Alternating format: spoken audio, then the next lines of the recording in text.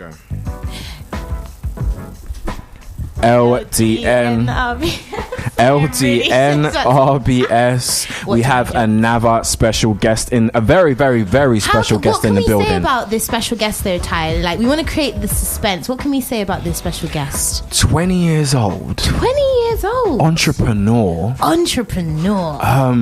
Just very special individual, clearly, from his facts. Huge social media presence, can I say? A huge social media presence. Lewis Small, let's give him a clap out here, man. Literally, I think Namco, they kept that going for about 20 hours, so I tried to cut it down. Up, I like my listeners to stay. Yeah, you need a good intro. How are you doing? I'm good. Tired. It wasn't that long to get here, so it's good. But thanks for having me on. Straight up. Very grateful. What area are you from? I'm from Hertfordshire. Okay. Okay. Yeah, not far at all then. Okay. Yeah. So, for anybody that doesn't know, they've been kind of under a rock if they don't, but who are you and what do you do? So my name's Lewis. Full name's Lewis Montgomery-Moore. A lot of people know me. What a name! Yeah, it's quite a long name. Is it actually Montgomery-Moore? It's Lewis Christopher Montgomery-Moore. So, but keep it simple to Lewis and Moore. And I basically own an Instagram page on Instagram called Banner and Talent, which is nearly about to hit 1.2 million followers. Damn. So I think just for people that are probably listening to this going, oh, did he say that right? How much was it again? Say that again? So it's basically a meme page, which I've grown over the period of about 2 years. Yeah. And it's just about to hit 1.2 million followers. And then I've also got lots of other pages as well with like 50k. I had a few 300k pages as well, but I've sold them off so I can focus on the main one, obviously. So dare I ask the question, at 20 years old, and not even just being 20 years old, but for 2 years starting something up, how did you manage to build a network as strong as that? When I made the page, I was around my mate's house, my mate James, and I just decided to randomly make the meme page, and then over the space of like a year, I didn't make any money on it, maybe like the odd 20 quid here and there every couple of months, but I just learned like different ways to grow a page and what kind of works, what doesn't work, and then over a 1 year period I managed to get it to 100k followers, and then from the 1 year mark to the 2 year mark, so an extra year, I got it from 100k to 1 million. And it's just the way pages grow is like, because the page is private, whenever I post a video, it goes out to thousands and thousands of people, and then if they want to send it to their friend, all of their friends need to follow my page to see the video, and then obviously the bigger you get, the more videos you post, like the better content you post, the more people send it to their friends, and it's like just a massive snowball. So pages that are on like 10 million followers, they gain 100,000s a day. Like, it's ridiculous. When did you realize that you were building something? Like, when did you realize, okay, what I'm posting up is clearly resonating with people? Because I'm sure there's about 100 people today that's probably going to start a page who think they're going to have something as strong as Banter and Talent. So what actually transcended you to push that next level? I think it was, I just kind of fell into a routine of like trying to post every day. And then when I realised I should take it serious was when I started to make a tiny bit of money on it. So it was when people started messaging me saying, how much is it to shout out my clothing line and everything like that, and I'd never even considered that. I just enjoyed posting funny videos, and I think you have to enjoy it as well, because a lot of people go into it trying to make money like as their main focus, but you don't really make any money until you've got kind of at least 100,000 followers. Otherwise you can only charge like £10 for a post or something like that. But I think I took it serious when I realised I could actually potentially do this full time as like my job. And then obviously I've got a lot of complicated medical which is something you definitely need to get into today too as well.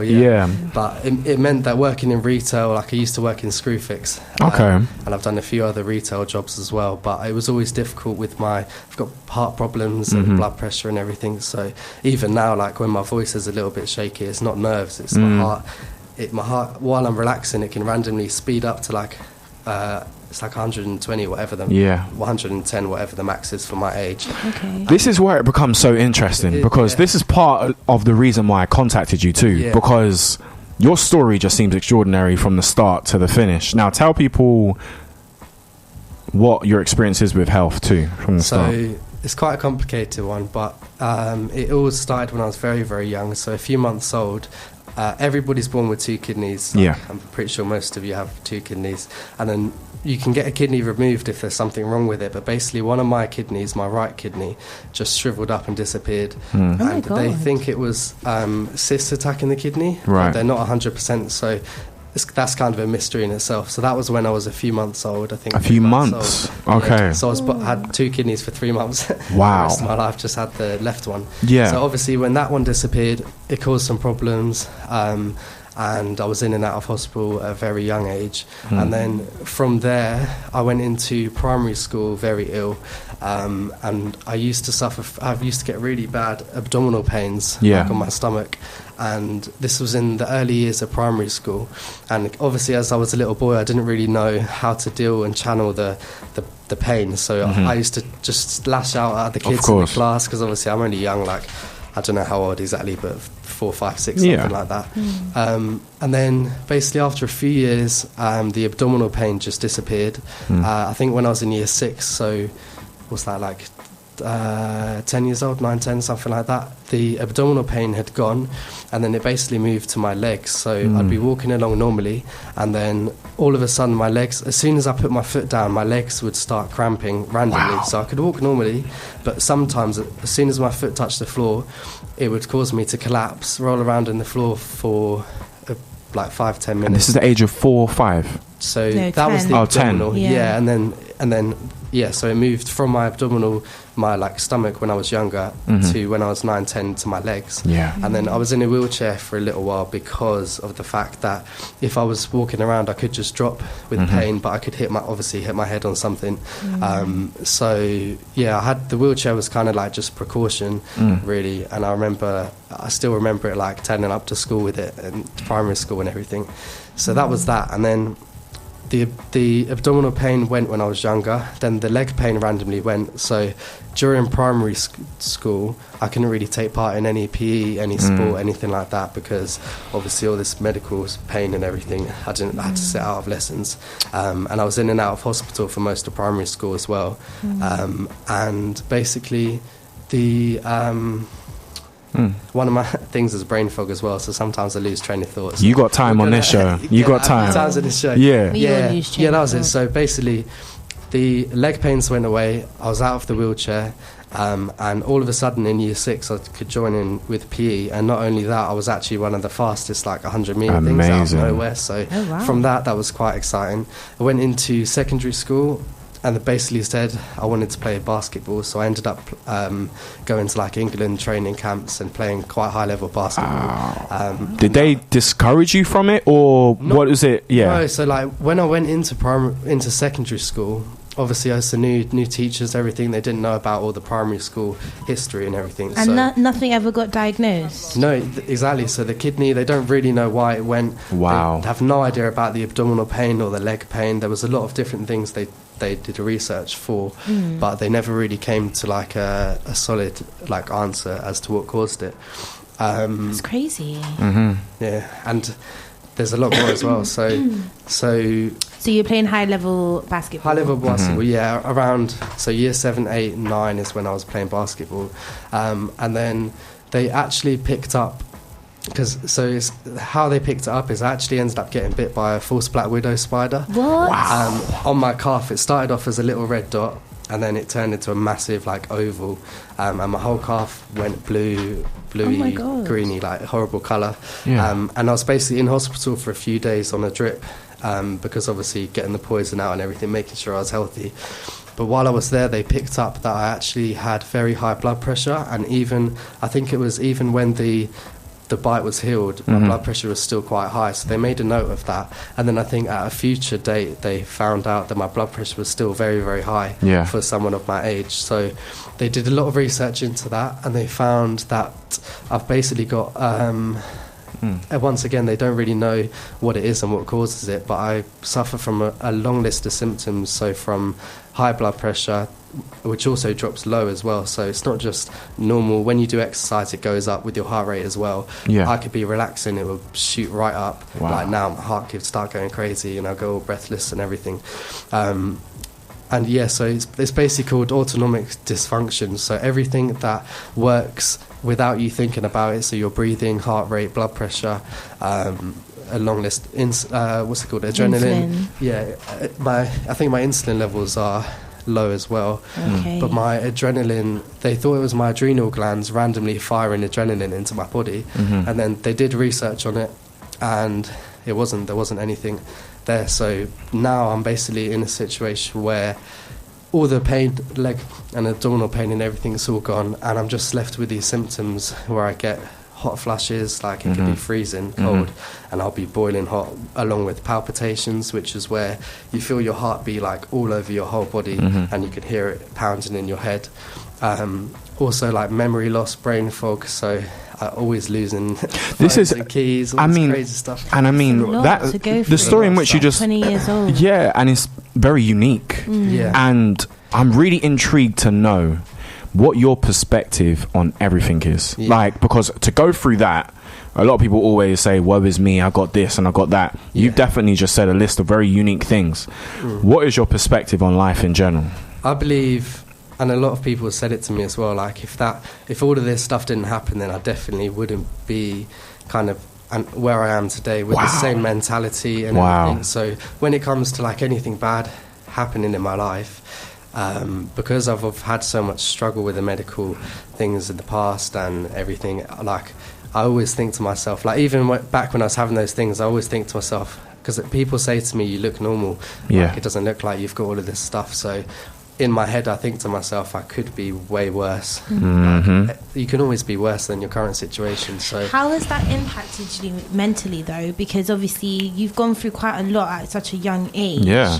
So to be coming out, that's a lot of emotions that you. At 20 years old, some people are just worried about whether their girlfriend's going to leave them or not. Exactly. So how has your health impacted you mentally? So about a year ago, it got to a point where, because I have to take medication like every day, like morning and night, and I basically always have. It's like when I was younger, it was mostly kidney medication for like pain. Now it's more because I've got the one kidney, so I need to have this one drug called trimethoprim, which just prevents kidney infection, just to keep the kidney safe.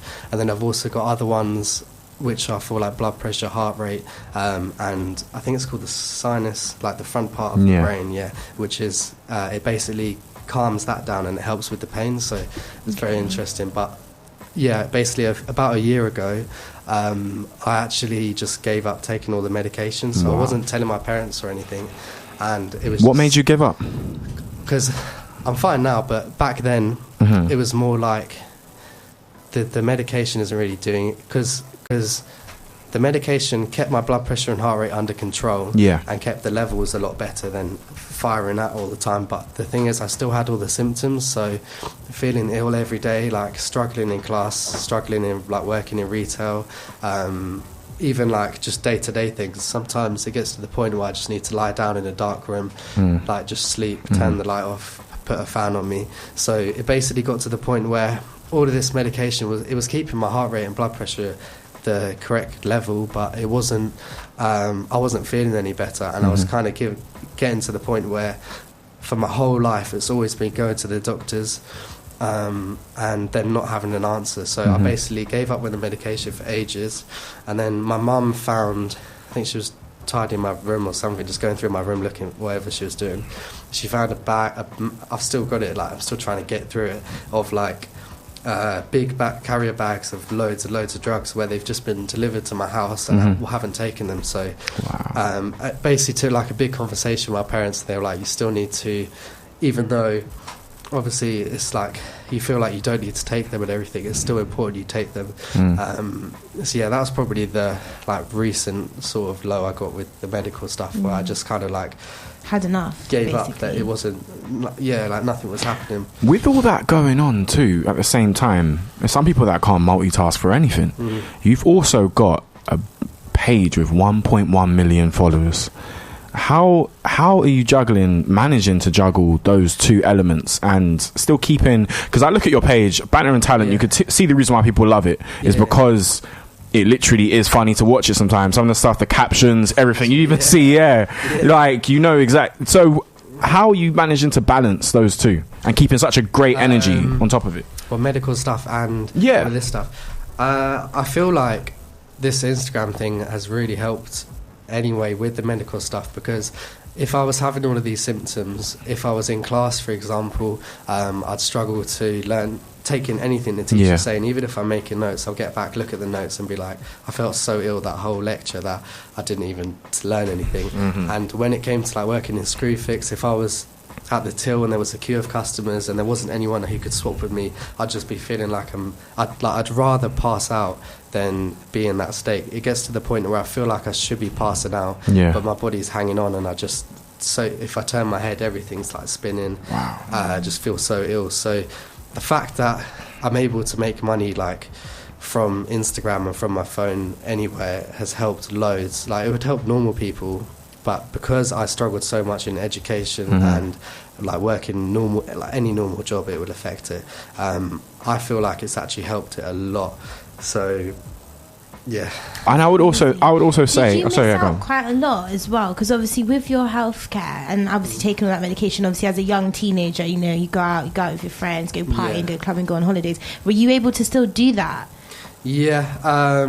There's things I can't really do, like if we go to like hot countries, I need to drink loads and loads and loads and loads of water. Like I'm supposed to drink more than a normal person anyway, because I've got just the one kidney. The one kidney's bigger than a normal kidney to like make up for it, but I still need to drink a lot. And because I get dehydrated quickly and I get like bags under my eyes, like even if I've got loads of sleep, if I haven't drunk enough water, I just look so rough because of that. So I think I can't do anything. Like in primary school, I missed out more because that's when all the pain and everything was.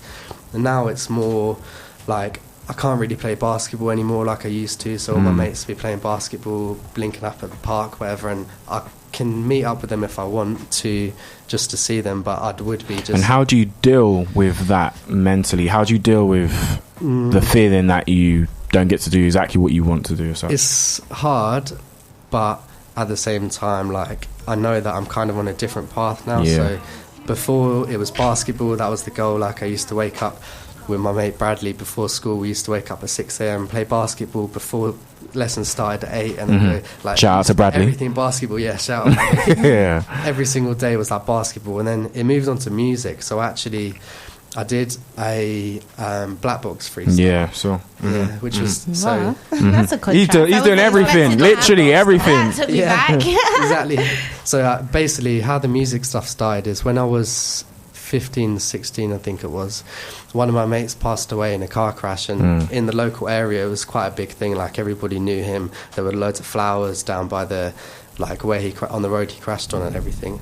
And I basically wrote a tribute because around that time I was just writing stuff for fun, like just in my own time, just writing stuff. And then I basically wrote a tribute to him. I released it on like my SoundCloud, and his mum basically said that, gave me permission to perform it on like the Black Box channel. So I went down, performed it, like recorded it all. It got about 60,000 views, which is all right for like considering no one really knew like who I was then. And it was in like the local newspaper and everything, so it did really well. And then from that moment I kind of started releasing other stuff. There's a song called Dear Mum, which I actually released as like an Instagram freestyle, because when I was younger in hospital all the time, the main person who was there with me throughout the whole thing was my mum. So amazing. Like a lot of the times she spent a lot of my childhood like sleeping in the little chair next to the hospital bed during the night. So the song's basically dedicated to her, and that was in the local newspaper as well, because I think there's not a lot of music kind of like that, like sincere stuff, real life. Like real. That's the thing. And then with the music stuff, it basically got to a point where Banner and Talent started going well. My health, even though I've got issues with it, it's not much of it doesn't really affect life so much now, because I don't have a job, and I'm not currently at university. I'm technically on a gap year from university, and I don't know what a lecturer will be able to say to you, to be honest. I don't know what they're going to be able to teach you, to be honest. Thing, like, I did 2 years of music technology, so like music producing, making beats and stuff like that. And I'm technically on a gap year now, so you do 2 years. So it's supposed to be 3 years. So I'm only a year between the second and third year. But yeah, I talked to the careers advisor at the university, and I basically convinced him. I said, as much as I love this music thing and everything, and like I really, really, really want a degree, I don't know if now is the perfect time to come back next year and finish it. And he was basically saying, I'm not going to let you do the gap year then. Like, you need to come back and finish it. And then I talked him through like my business plan and how everything's going. And then he basically said, I probably shouldn't be saying it. He said, don't tell any of the other staff here, but I've never said this before, but I'm okay with you not coming back next year. And I was like, so what's going to happen like when I come back next year? And they're like, so you ready to sign up? And he's like, we'll just deal with it when we get there. 100%. Basically, throughout the year, you have to keep in contact with the university. So I'm basically been updating him with how everything's going. So good. Sometimes we've had a lot of people up on this show, and I feel like sometimes when it's an extraordinary person like literally in front of you, you are definitely one of them. I also have to say too, I won't say who it is, but I have a friend that has something that hinders their life on a daily basis. Yeah, like medical. Yeah, medically. Yeah. But I just wanted to know, just what would you say to a young Lewis right now who is having that exact same type of feeling, like who wants to make something like Banter and Talent or do anything else? What would you say to him? Because I'm sure there's been times where you thought, I'm done. Yeah.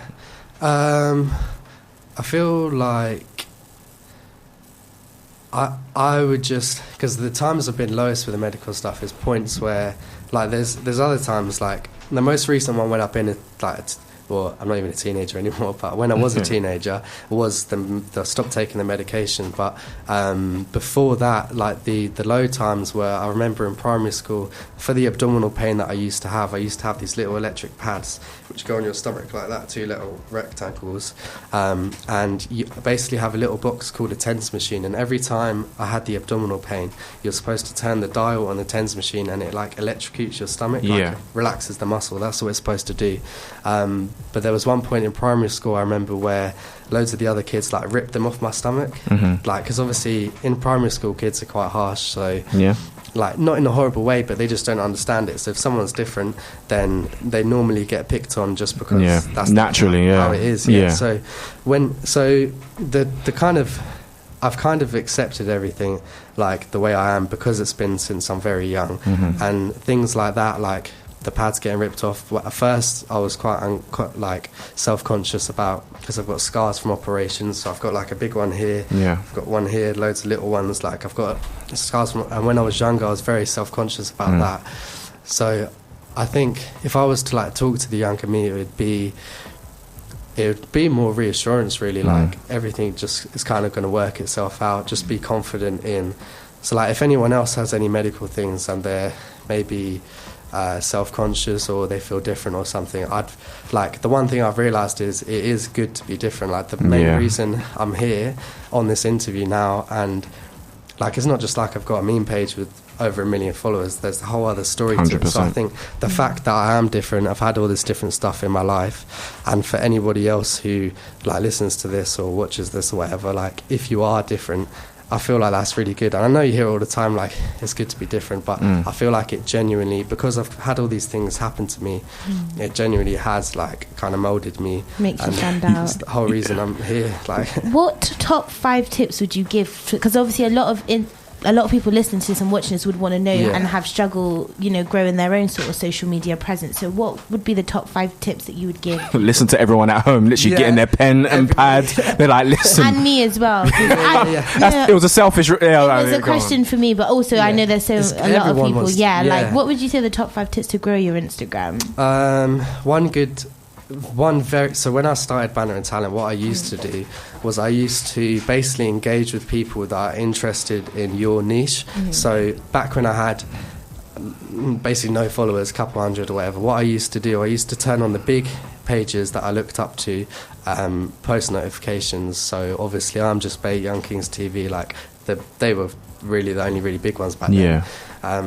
And what I used to turn on their notifications as soon as they posted a video, I'd go, or photo, I'd click on the post, go through the likes. And what I used to do, because I had like in my Instagram bio I had like meme page, post funny videos, blah, whatever. I used to go through and follow everyone who just liked that post, and because I turned post notifications on, they just posted, which means everybody who sat and double tapped that is still on their phone. So you go through, say you follow like 800 people, maybe 350, 400 follow back, and then the way you do it is you're going to end up following loads of random people, but you also have loads of new followers. So there's like apps you can get which you unfollow. There's one called Cleaner, if anybody's looking for a specific app, where you go through and it basically unfollows all of these random people you're following. So that's one good way. So, and that's whether you're, even if you're like trying to make a food page or anything, you can go on the big cooking pages, whatever it is, go through and follow loads of people, like loads of people's stuff. So one big thing would be engage with other people, and then just kind of hope they engage back. And then it's going to be hard to begin with, because like if I was to sit and do that now, follow 800 people, it wouldn't be 350 people follow back. Probably 750 of them will follow back because the page is so big now. But perception too. Exactly. So that's one thing, engage with other pages. The other thing would be, it all comes down to really engaging with other people. Like, if you're a meme page specifically, there's things you can do to grow. So I was saying earlier, I don't know if it was before we were live or not, but how the meme pages grow is when you post a video, people send it to their friends. And also when you're doing that following trick where you go and follow loads of people, if you keep your page private, you'll get a lot more followers. So that's another trick, because they see you followed them, they see you've got 4,000 followers or whatever, and they'll follow you to check it out. But yeah, it is all really just engaging with other people. Make sure you're posting good content consistently as well, because if you do that follow trick and people follow you and you haven't posted in 2 days, or you haven't posted in a while, you're not active, or maybe you've only got 4 or 5 posts, a lot of people are going to unfollow. So definitely follow, talk to other people. When it came to my music, so for any musicians who want to grow their page, what I used to do before Banner and Talent, so I managed to get my personal to 10k followers before I even had the meme page. And what I used to do is I used to copy and paste a message with the link to my most recent video, which I posted on my page.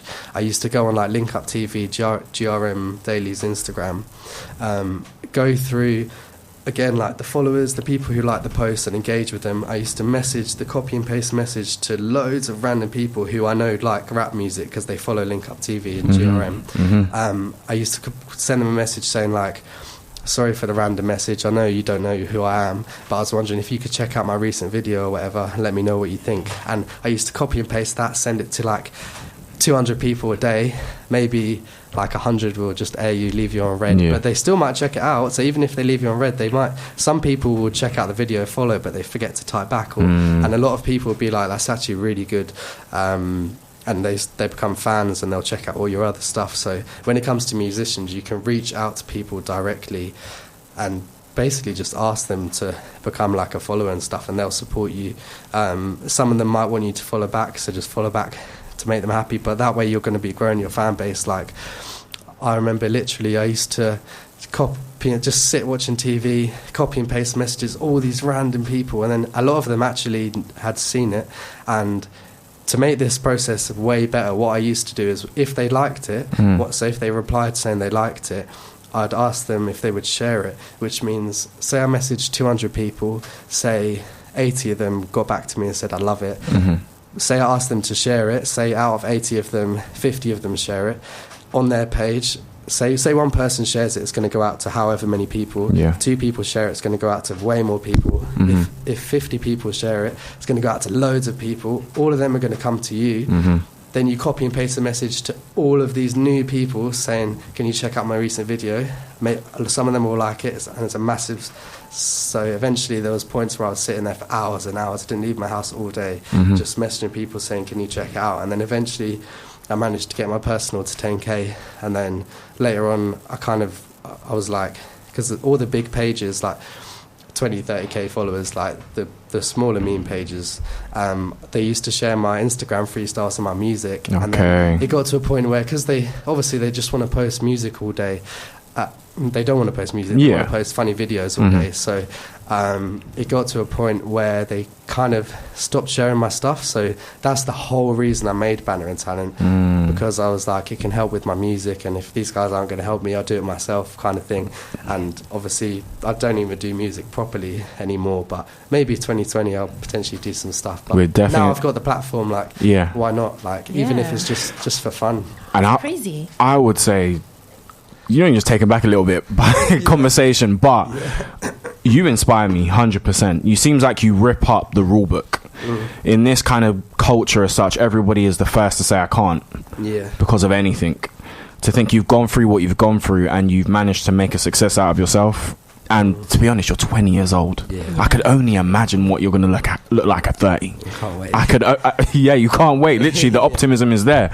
So 2020, what is here for Lewis? 2020. So everybody can write it down and copy you too. But go on. So the one big thing that I want to do next year, so as you know, I've had a lot of medical things in my life. For the first 10 years of my life, I basically lived in Great Ormond Street Hospital. So that's the kind of hospital that was there for me most of the time. I'm actually under like 4 or 5 different ones, but that was the childhood one that I was living in. And what I plan to do in 2020, if I can get the permission, if I can promote it all, get all the help I need for it, I'm basically going to do a Banner and Talent and Great Ormond Street fun run in London, raising money for Great Ormond Street. So there's going to be hundreds of people have said they'd come down. Like, I've had a message from like dad saying my son's Great Ormond Street saved my son who had cancer when he was younger. Like, I'd definitely come. Me and my brother and like all family members will come. So there's loads of people that are planning on coming, and it's basically going to have all the running vests will have like,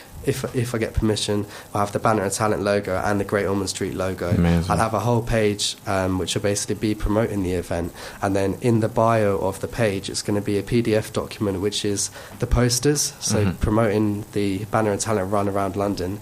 And all the Instagram followers who are following me, they're going to be able to print off the posters, film their mates sticking it to the back of buses or wherever it is, send it in, and I'll upload it all for like big promotions. So the goal is it'll be a big thing around London, like a 10k run.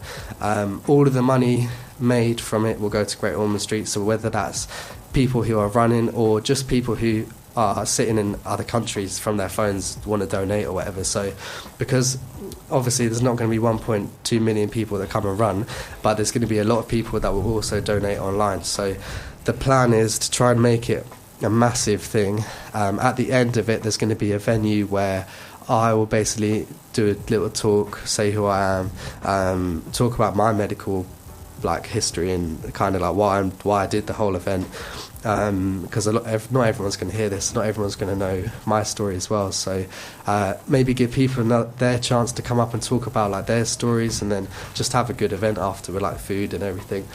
And then hopefully if that goes well, I'll do a massive one. But I want the goal with this is to hit like I want it to hit like BBC News, like 20-year-old Lewis raises 10,000 plus for Great Ormond Street. Yeah, definitely, because they've helped me so much, like definitely with my life and everything. So I think it's good to pay back to them, and also on top of helping like Great Ormond Street and the kids there that. Like I was one of them when I was younger. It's also just very good for the page as well, like the brand. And if I can, if Banner and Talent and Great Ormond Street can get known for doing these fun runs or whatever around London, then I could do more in the future, like maybe a massive one like across the whole of London. Because the people who actually organise the London. There's like a big run in London, I can't remember what it is, but the person who organised them actually reached out to me. So they know these long lists of things you have to do, like have water stops and like there's loads to it. But that's the main goal for 2020, and then maybe get into music. I've also started YouTube, so that's cool. I want to go 100% into the YouTube like world as well. So.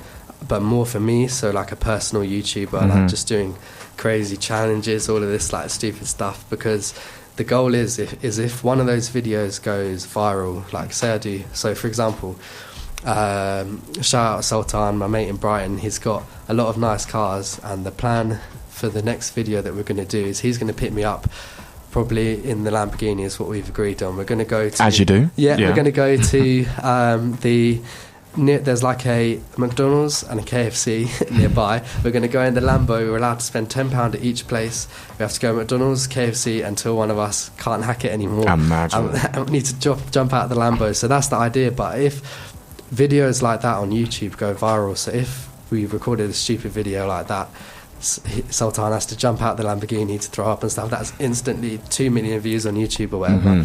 And in the corner of the video I'm going to be plugging Banter and Talent the whole time. So the goal is to blow up on YouTube and use it as like an external growth source to Banter and Talent and the Instagram stuff, which means instead of the usual 4,000, 5,000, 6,000 followers a day, it could get like 40, 50k in one day from this YouTube stuff. So and I've got to say, I really am genuinely interested to see where, because to be honest, where you've taken it already, like 1.2 million followers already, but yet you can see that you're hungry and you've got genuine plans to make way more. So we're going to see Lewis. Give him a clap out here, 100%. Any last things that you want to say to the people? Please do send through all information about the run though to us. Yeah, definitely we'll be supporting that. 100%. Definitely. No, not really. Everyone go He's giving us our gems. Banter and Talent. Yeah, make sure if you don't already. Yeah, it's banter_n_talent. Hey. Lewis Moore, let's give him a clap out here. For sure. We'll be back.